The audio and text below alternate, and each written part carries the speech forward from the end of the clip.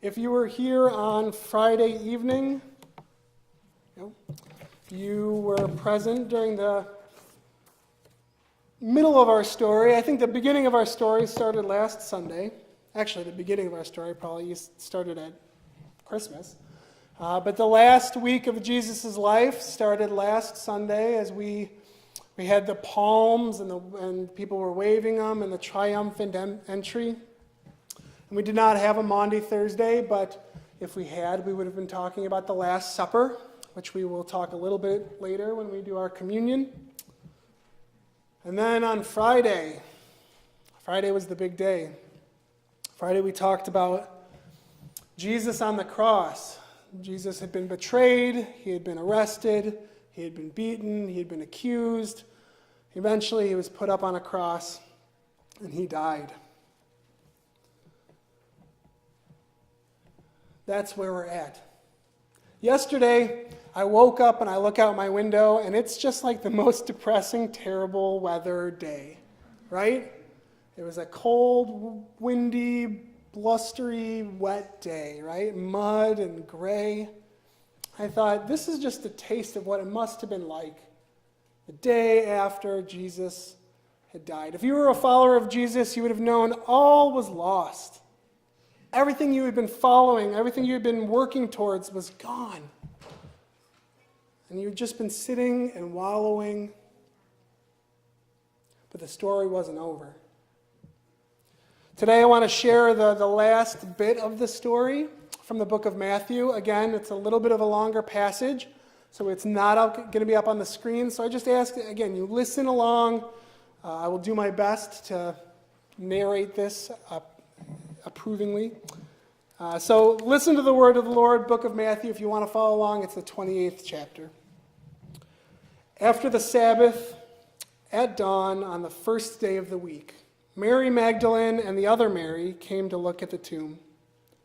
Look, there was a great earthquake, for an angel from the Lord came down from heaven. Coming to the stone, he rolled it away and sat on it. Now his face was like lightning, and his clothes were as white as snow.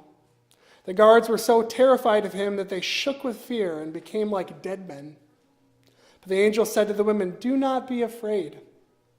I know that you are looking for Jesus who was crucified. He is not here.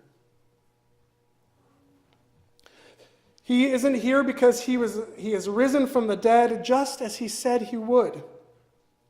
Come, see the place where they laid him.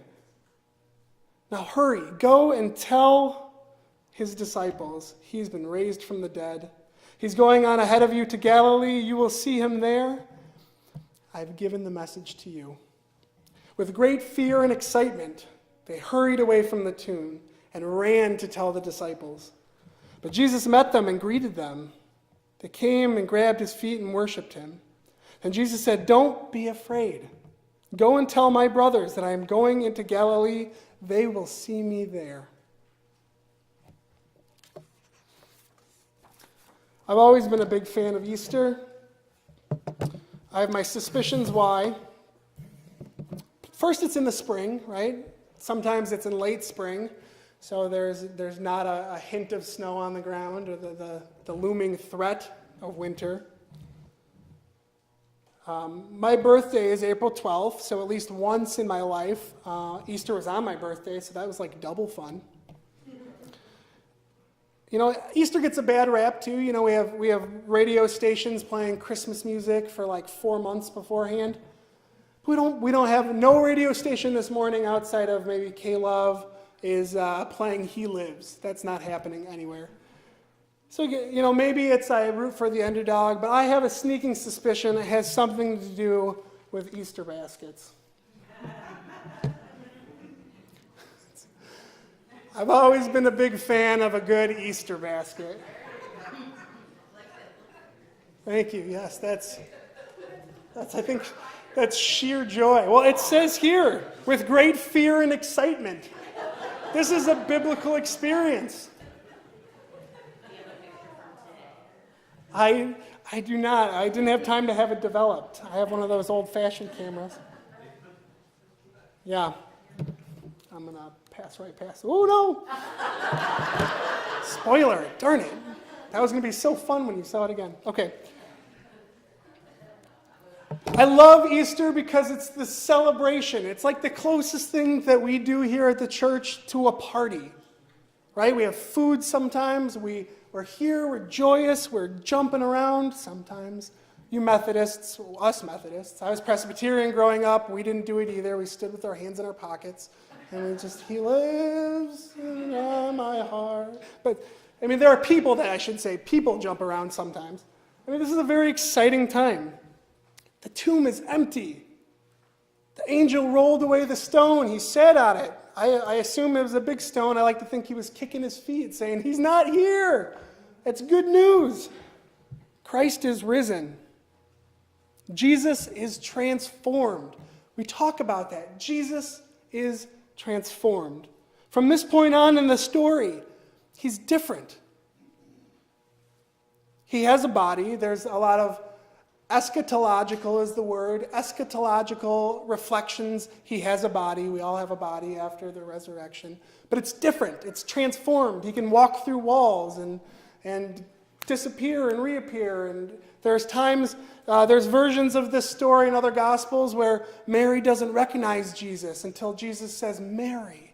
And then she sees him. And some people think he has the ability to change his appearance or cloud what people can see. It's different. He's a different person. He's transformed. And through Easter, we are transformed. Through Easter, I am transformed. You are transformed.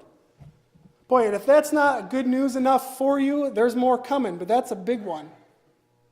We are different than we were yesterday. We are surely different than we were on Friday. When we're looking down the barrel of a body hanging on a cross. That's one of the things Paul the Apostle, he writes a lot of the Bible, he talks a lot about the contradiction of a crucified Messiah. Messiah means hero or savior. It doesn't necessarily just mean Jesus. King David, Moses, these figures have been referred to as messiahs in the Bible as well. It just meant like a hero. But a hero broken, dying on a cross. That would have been as close to a joke as you can have with crucifixion. Where is our hero now? He's hanging dead on a cross. But through the resurrection, our crucified Messiah has become a risen Christ. He is risen. That's what we say. He was broken and has become restored. He was afraid and he's become encouraged. Do you guys know that that's the difference? That's the opposite of afraid is encouraged?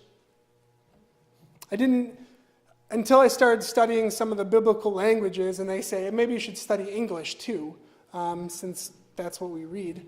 Encourage, E-N, the prefix, like enter, it means into. To encourage means to put courage into someone. Jesus does that for us. Or at least he should.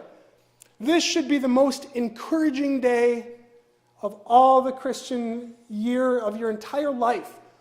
When the day you realize that you serve a risen God, that your Lord has conquered death, that the tomb is empty. That's what it means to be encouraged.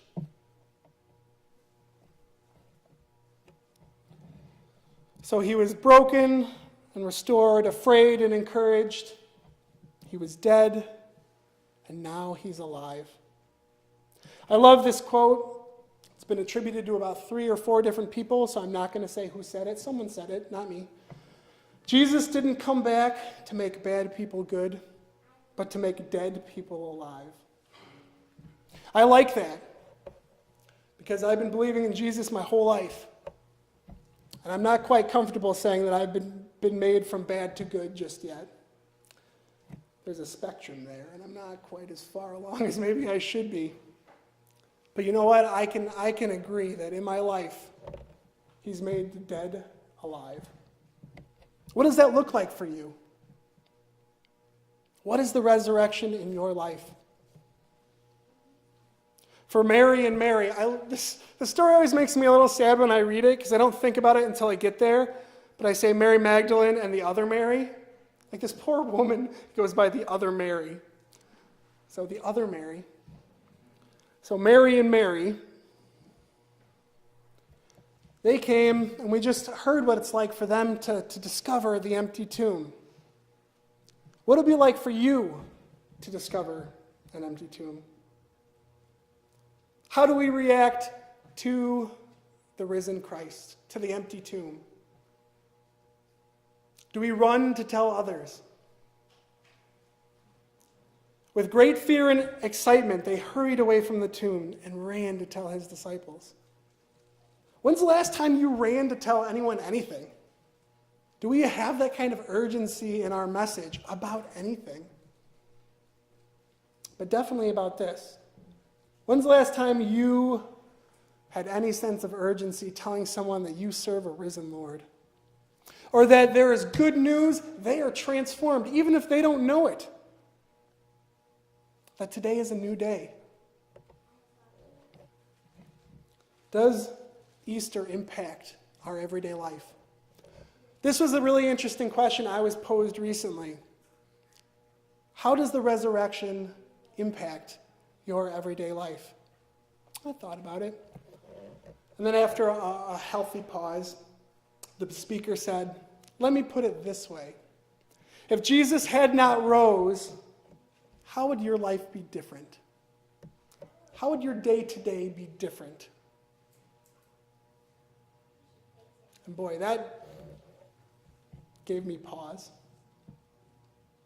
Do I live my life like I am running from a tomb, telling the disciples? Or has this become old hat? I hope not.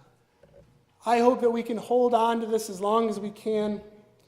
Every year, that's why we do this, because Easter should be the point that the sheer joy of serving a resurrected Lord erupts from us. We cannot suppress it any longer, so we are given permission to lose it once a year in just joy and anticipation.